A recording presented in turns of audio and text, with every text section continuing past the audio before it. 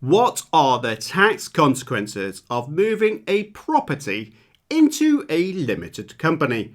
Great question, and it's something that Louise and I will answer in this video. Now, this is transferring, isn't it? So this is You're setting me lots of lovely exam questions, I tell you. So let's think about this. So this is a situation whereby it's someone who's got a property. Now, the question is in personal name and wants to transfer it to a limited company. The two taxes that normally come to mind is stamp duty land tax for the limited company buying your assets. Yes. Capital gains tax for you selling your assets. Yes. And then mortgage arrangement fees to rearrange your financing if you've got financing in place. Of course, you need to do the calculation, because what people tend to do is, and my tax advisors do this an awful lot, we look at every case scenario by each property and say, well, is it worth transferring property? Sometimes it is. I mean, if your property value hasn't increased much, then it might be worth it. If the property is worth about £200,000, it might not be too much on stamp duty land tax either. So it could be worth moving it to a limited company. I'll add to that, if I may, just whilst you're there, because there are, and it's a rare beast these days, I appreciate. Talk about ugly beasts again, are you? You just can't no, I said rare. I said rare, not ugly. Right. You did say ugly. But in terms of some clients that we've worked with recently, they have actually seen a capital loss because the asset has actually decreased in value compared to when they first bought it. And like I say, it is a very rare beast to see that these days.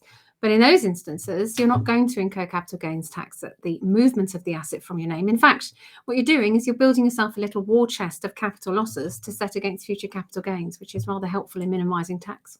Yeah, which again, though, unless you've got other assets, you wouldn't use the losses, so you could waste those losses in many ways. So again, but then there's the incorporation relief. So if you have got multiple properties, husband, wife, civil partner, or business partner, then it is possible for you to move your properties to a limited company. And we've been doing some brilliant work with Property 118 to incorporate properties. What I would say about these kind of things is that it can be quite costly. You know, this is not something whereby you go to the shop, say, can I have an incorporation relief? Can I get change out of my £10 note? The answer will be no. What? I'm just amazed at how you're describing it as though it's a shop transaction. Well, you know, it's Mark will deal with you later at Property 118. I don't care about Mark Alexander, really. Alex is my good buddy. Listen to this. He's all brave. Have that, Mark. He's all brave. So you can incorporate. It's it is expensive, but you've got to think about the long-term benefits. So when people look at it and say, oh, it's £20,000 to move my properties to a limited company. Yes, it is, but it's going to save you a substantial amount of inheritance tax.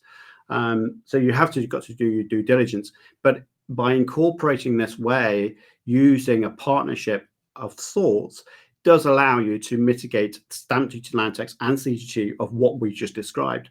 So horses for courses, again, if you're doing single properties, you will have SDLT, CGT. If you're going to incorporate the lot into a limited company, you might be able to mitigate it, but it could cost you about $20,000 to do it.